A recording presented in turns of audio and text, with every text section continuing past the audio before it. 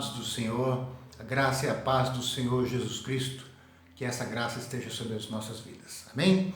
Eu gostaria de conversar com vocês um pouquinho no texto de Mateus, no capítulo 21, versículos 18 a 22. É um texto interessante e que traz duas lições principais e muito relevantes para a vida de todo cristão, de todo aquele homem, mulher, jovem e criança que afirma que Jesus Cristo é o Senhor da sua vida. E eu gostaria de fazer essa leitura, então, Mateus 21, 18 em diante. A palavra do Senhor diz assim: De manhã cedo, quando voltava para a cidade, Jesus teve fome. Vendo uma figueira à beira do caminho, aproximou-se dela, mas nada encontrou, a não ser folhas. Então lhe disse: Nunca mais dê frutos. Imediatamente a árvore secou. Ao verem isso, os discípulos ficaram espantados e perguntaram: Como a figueira secou tão depressa? Jesus respondeu: Eu asseguro que, se vocês tiverem fé e não duvidarem, poderão fazer não somente o que foi feito à figueira, mas também dizer a este monte: Levante-se e atire-se no mar, e assim será feito. E tudo o que pedirem em oração, se crerem, vocês receberão. Veja só o que esse texto nos ensina.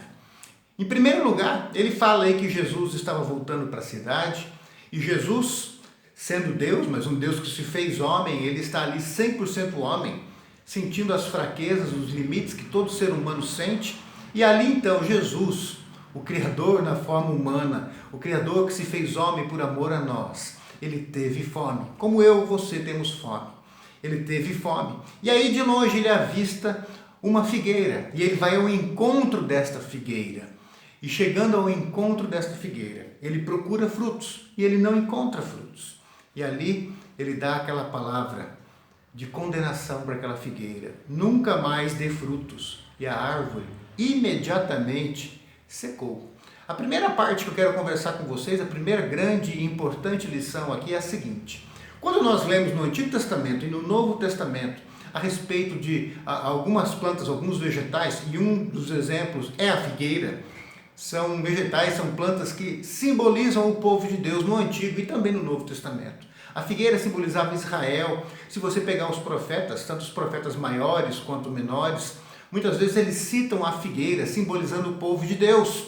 E aqui Jesus então traz a primeira lição para os discípulos dele, mostrando que ele tem sede de que o povo dele dê frutos. Frutos que matem a fome de Cristo, a fome de Deus. Deus é um Deus de amor, que tem fome e sede de justiça, que tem vontade de abençoar as nações. Você vê que Deus, quando chama Abraão, e Deus abençoa Abraão, e guarda a geração de Abraão, os filhos, netos, bisnetos, tataranetos e assim por diante, de onde viria Jesus. Deus abençoa desde Abraão ali. E por quê? Porque ele queria que as nações, que todos os povos, raças, línguas, fossem abençoadas através da família de Abraão, através do povo de Deus. Então, essa figueira é esperado que ela dê fruto. E o fruto é interessante, porque uma árvore, uma planta, ela se desgasta para produzir o fruto. Se você prestar atenção, o quanto que os vegetais, as plantas de forma geral, gastam das suas energias para produzir flores, para produzir frutos. E é assim, é isso que Deus espera da sua igreja, do seu povo, do povo verdadeiro que afirma que Jesus Cristo é o Senhor. Nós temos que produzir frutos que glorifiquem a Deus, frutos que estão relacionados a boas obras, para que o mundo veja as nossas boas obras e glorifique Deus. Ações que abençoam as pessoas, que dá alimento para o faminto, que abre os olhos do cego, que traz justiça social àquele que é injustiçado, que é esquecido pelo governo, que é esquecido pela sociedade. A igreja deve produzir frutos, não somente frutos na esfera social, mas o principal fruto também, que é a pregação do Evangelho, é essa que alimenta para a eternidade o homem, que dá vida eterna para o homem. Deus espera isso, Jesus espera isso. E muitas vezes, queridos, se você perceber, eu não sei qual é a igreja que você frequenta, mas muitas igrejas por aí estão simplesmente se satisfazem em agradar os crentes, em falar de prosperidade, em falar que ele vai receber isso, que ele vai crescer, que ele vai ficar rico, que tudo vai dar certo, quando na verdade a verdadeira igreja, ela confia em Deus, na provisão de Deus, no cuidado de Deus. Mesmo em meio ao sofrimento, às necessidades, à perseguição, ela continua confiando, mas o foco dela não está nela, mas no mundo, porque é para o mundo que ela produz frutos. Assim como as plantas gastam uma energia e fazem todo um esforço para produzir frutos, mas veja só, quem é que vai comer o fruto? Não é a planta, é um animal, é um outro ser vivo que vai ser beneficiado desse esforço. Sim, a planta tem um benefício. Pelo fruto, tem a semente que vai produzir outras plantas e assim vai crescer aquela espécie. A igreja também cresce quando ela cumpre o seu trabalho, o seu propósito. Mas a igreja, cumprindo o seu propósito, se desgastando para cumprir isso, ela também abençoa outros. E é isso que Deus quer e é isso que Deus espera de nós. A igreja, ela nasce para abençoar outros. Ela não existe para si mesma. Meu irmão, você que é crente, minha irmã, você que crê no Senhor Jesus, você não virou crente para ter tudo do bom e do melhor, para ser abençoada e ficar alegrinha na sua casa. Você foi alcançada para produzir frutos, frutos que glorifiquem a Deus, com ações de bondade, de compaixão, de misericórdia, com os seus lábios sendo abertos e proclamando Jesus como Senhor e transformando vidas. Mas a segunda lição importante desse texto diz a respeito da oração, da eficácia da oração. Então, os discípulos ficam espantados quando Jesus fala, olha, nunca mais você vai dar fruto, fala para aquela figueira, e ela seca imediatamente, como diz o texto. E aí eles ficam assim, meu Deus, como que esse homem fez isso? Olha só o poder e a autoridade desse tal de Jesus. E aí Jesus fala, ó, eu asseguro que se vocês tiverem fé e não duvidarem, poderão fazer não somente o que foi feito à figueira, mas também dizer a este monte, levante-se e atire-se no mar, e assim será feito. E tudo que pedirem em oração, se crerem, vocês receberão. Jesus está mostrando o poder da oração.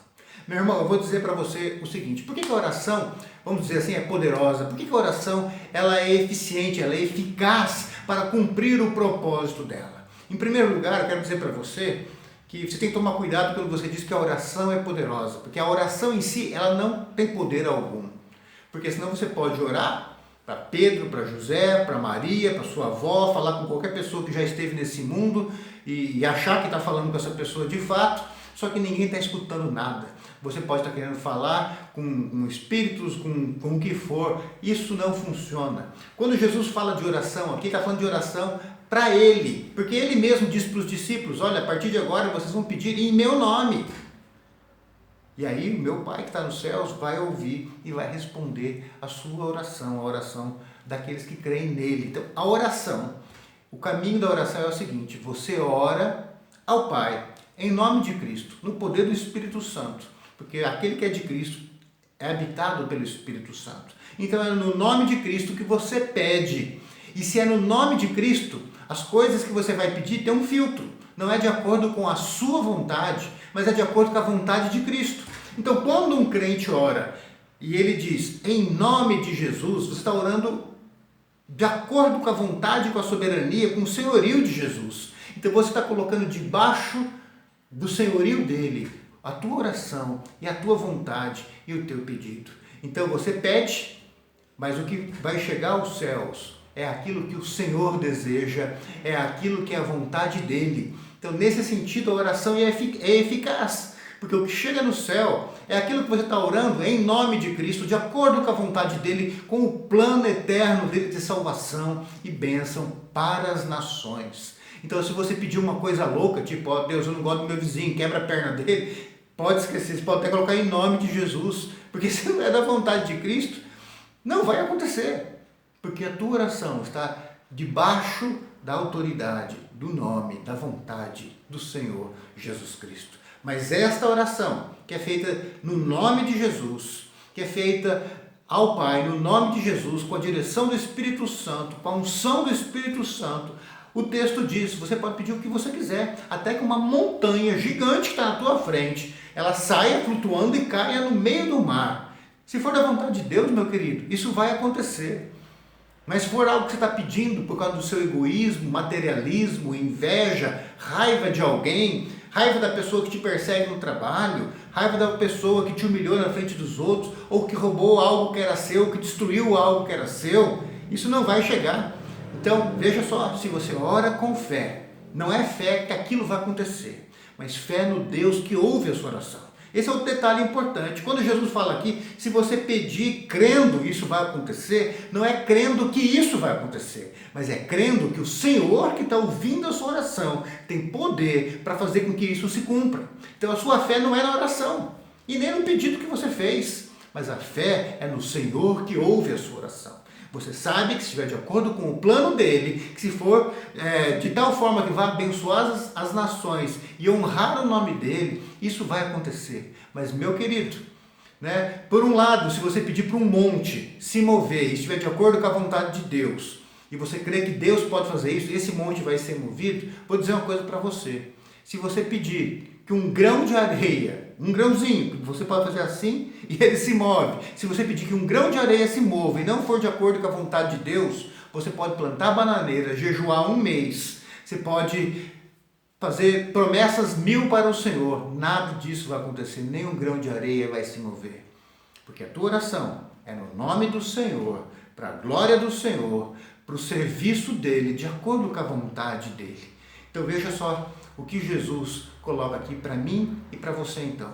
2 lições muito importantes que nós aprendemos hoje. Em primeiro lugar, Deus espera que eu e você, que a igreja de Jesus Cristo, a igreja verdadeira dele, produza frutos que o honrem, frutos que alcancem as pessoas com a graça e com a salvação de Cristo Jesus, com obras de amor, de compaixão, de misericórdia, e também com a palavra, com a pregação do verdadeiro evangelho.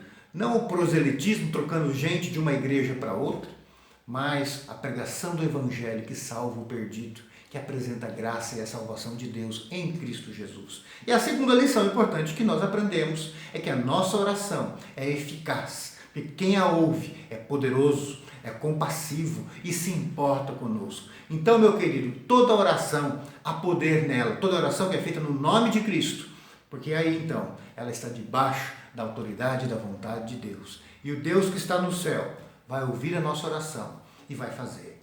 É como o próprio Cristo diz: pedi e dar-se-vos-á, buscai e acharei, batei e abrir-se-vos-á. Porque todo aquele que pede, recebe. Todo aquele que busca, encontra. E a todo aquele que bate, abrir-se-lhe-á. Então, meu querido, oração não incomoda Deus. Deus espera que você, que é povo de Deus, ore, mostrando a sua submissão a Ele, a sua humildade e dependência da vontade dEle. Façamos isso, que venhamos a aprender essas 2 lições importantes que Deus nos ensinou nesse texto. Que o Senhor Jesus te abençoe, que o Senhor Jesus te capacite. E essa é minha oração, no nome de Cristo. Amém.